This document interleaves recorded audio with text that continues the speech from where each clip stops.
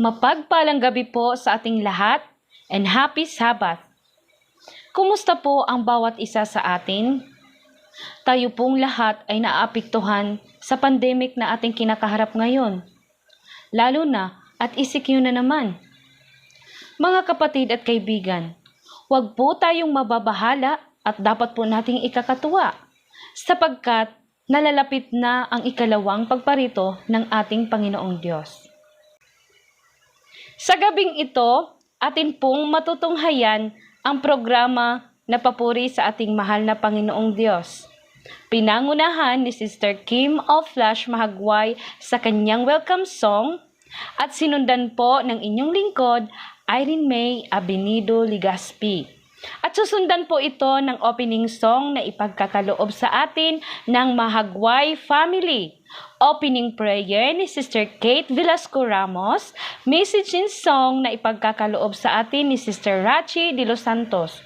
At ang magbibigay sa atin ng tinapay ng buhay, siya ay ginawang instrumento ng Panginoon. Siya ay si Sister Rialyn Araza. Member siya ng North Home Village, SDA Church, Norzagaray, Bulacan. Closing song ni Sister Irene Barbon Kagatan. Closing prayer ni Brother Sherwin Glenn Ligaspi. At ihanda na po natin ang ating mga sarili, manood at makinig.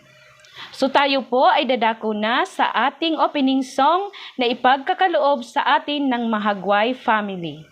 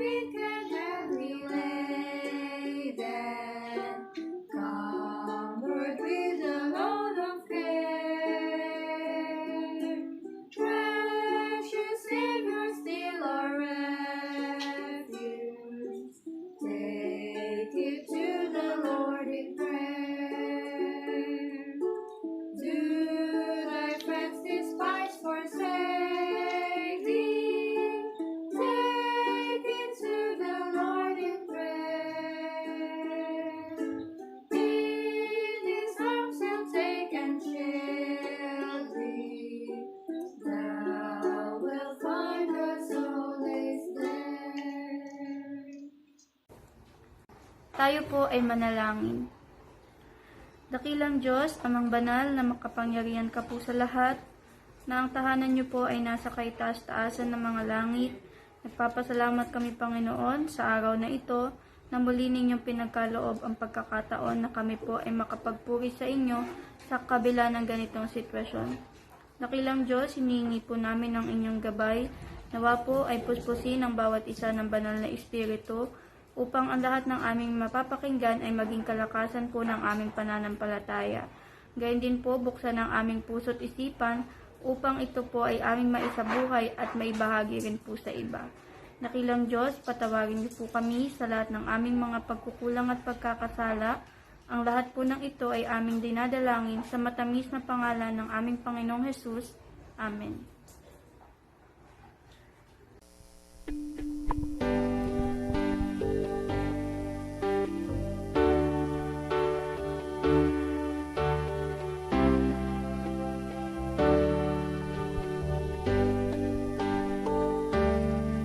Salita mo'y ilawan sa aking mga paa at liwanag sa aking landas. Ang puso ko'y umaawit sa labis na ligaya pagkat si Kristo ang kasama ko sa tuwina.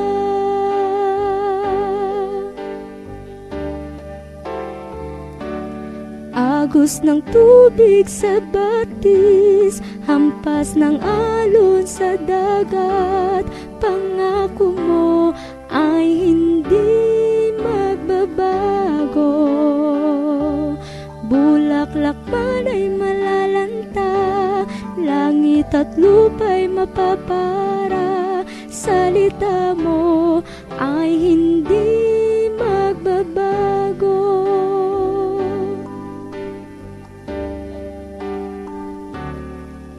Ang kaligayahan ko'y nasa Panginoon, buong buhay ko'y purihin ang pangalan mo. Nais ko'y ika'y sundan, kamay mo ay hawakan upang makamtan ang buhay na walang hanggan.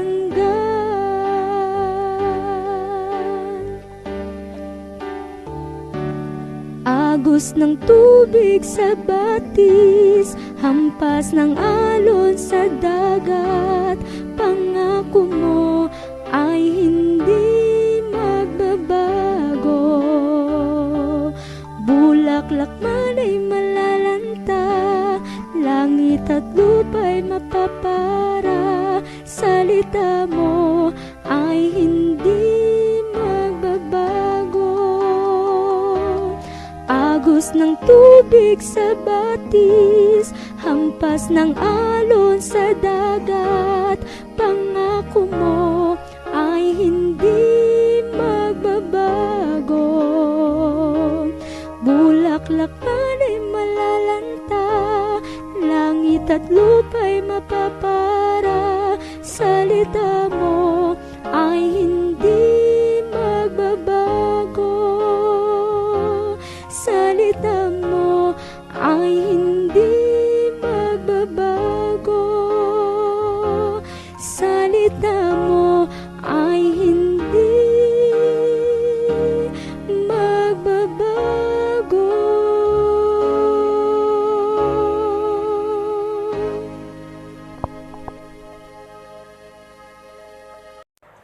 Magandang gabi po sa inyong lahat. Kamusta po kayo, mga kaibigan? Kamusta po ang inyong pansamantalang pagtigil muli sa inyong mga sariling tahanan sapagkat tayo po ay nakakaranas muli ng ECQ? Ano po ba ang inyong madalas na pinagkakaabalahan sa mga panahon na tulad nito?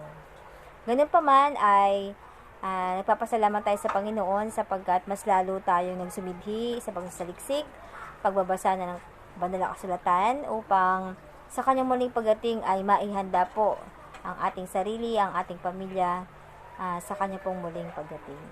Ngayong gabi po ay nais ko po kayong dalhin sa isang pag-aaral na kung saan ito ay patungkol sa pagtitiwala at ano ba ang magiging kahihinatnan ng isang tao kung siya ay nagtitiwala lamang sa kanyang sarili. Sa aklat po ng Esther ay matutunghayan po natin ang kasaysayan ng dalawang lalaki na mayroong malaking pagkakaiba sa kanilang ugali at gawin. Ito po ay si Aman at si Mordecai. Si Aman po ay isang lalaki na kung saan ay may kayabangan, mapagmalaki at mapagmataas. Samantalang si Mordecai, ayon sa ating mababasa, isa po siyang Hudyo at may angking katapatan at mapagpakumbabang loob. Isang araw habang ito pong si Aman ay naglalakad, ang mga tao ay yumuyukod at nagbibigay galang sa kanya. Maliban po sa iisang tao lamang, ito po ay si Mordecai. Sapagkat naniniwala po si Mordecai na ang tanging nilulukuran ay ang ating Panginoon, ang ating buhay na Diyos lamang. Kaya nagkaroon po o napuspos ng galit itong si Aman. Sabi niya, aba, maliit na parte lamang kung itong si Mordecai lamang ang aking papatayin o pupuksain. Ang kanya pong ginawa ay kinausap yung hari. Nasabi niya, mahal na hari, mayroong isang bayan na sila po ay tila kakaiba ang kanilang kautusan at hindi po ginagalang ang inyong utos.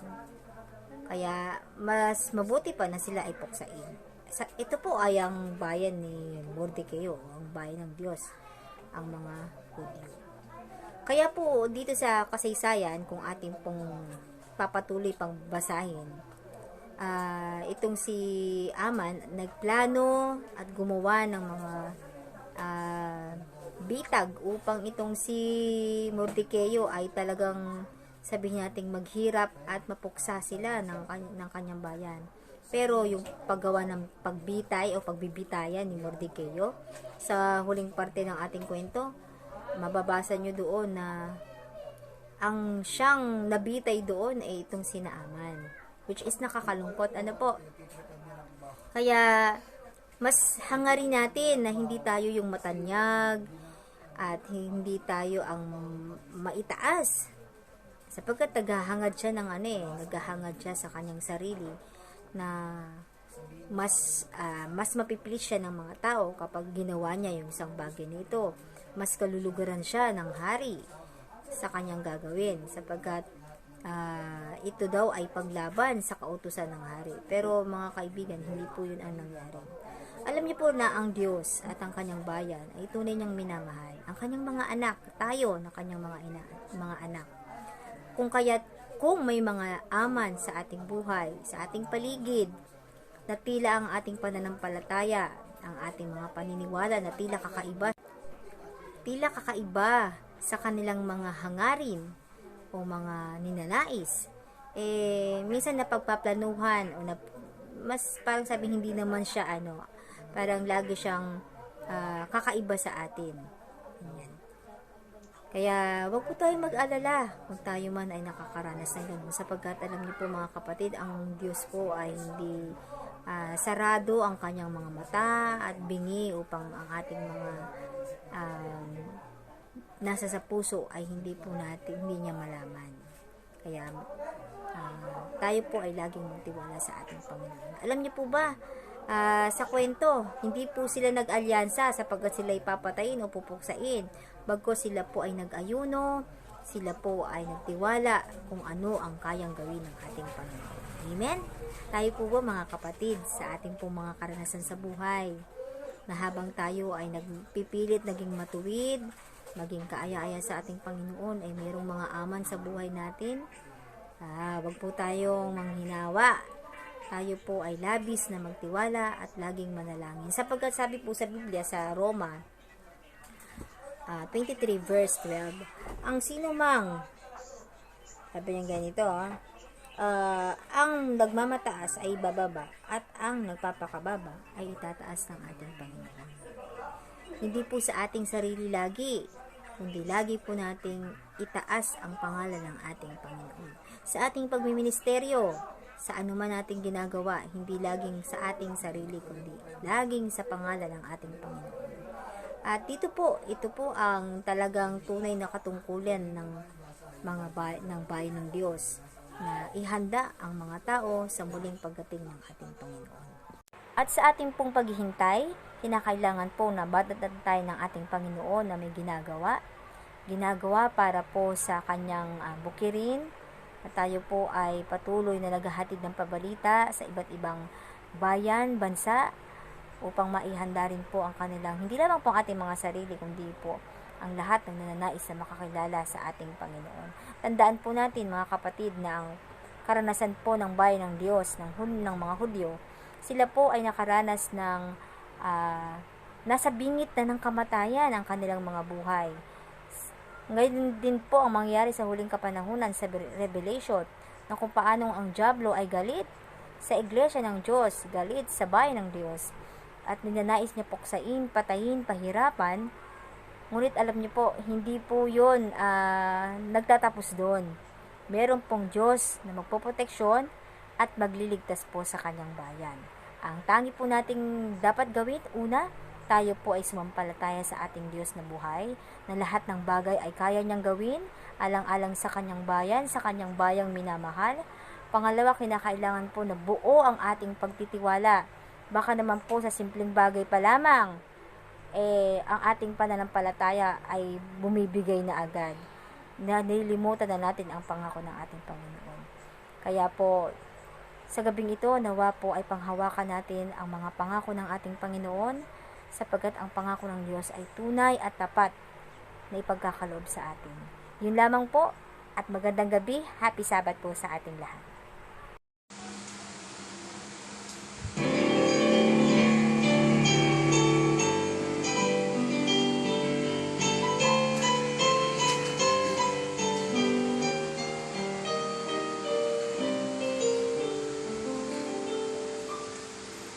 Napag-isip-isip mo ba ang buhay mo? Bakit ka inilagay sa mundong ito? Kung saan ka nang galing, kung saan patutunguhan, may dahilan kahit di mo ito alam. Ano kaya ang iyong gagawin? Pagpapatuloy mo ba ba yung mga gawain? Kung magbabago kang simulan mo na ngayon, tutulungan ka ng Panginoon. Lumapit sa Kanya, ibigay mo ang sarili mo sa kaluluwa. Huwag nang maghintay pa, ngayon mo ito gawin. Sapagkat di mo batid kung anong daan ang bukas para sa'yo. Kaya di handog mo na ngayon sa Kanya ang buhay mo.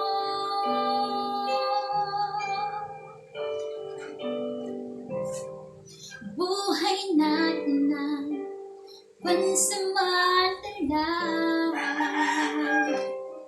isang sakit ika'y buhay tapos walang na. Kaya't ngayon ang panahon, harapin ang katotohanan. Sa Diyos lang may buhay na walang hanggan. Lumapit sa Kanya, ibigay mo ang sarili mo sa kaluluwa. Huwag nang maghintay pa, ngayon mo ito gawin. Sapagkat di mo batid kung anong daan ang bukas para sa'yo. Kaya di handog mo na ngayon sa Kanya ang buhay mo. Huwag nang magduda pa, ngayon ay gawin mo na ito.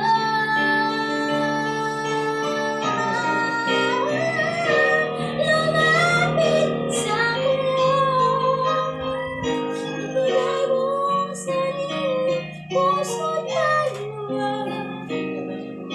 Huwag nang maghintay pa, ngayon mo ito gawin.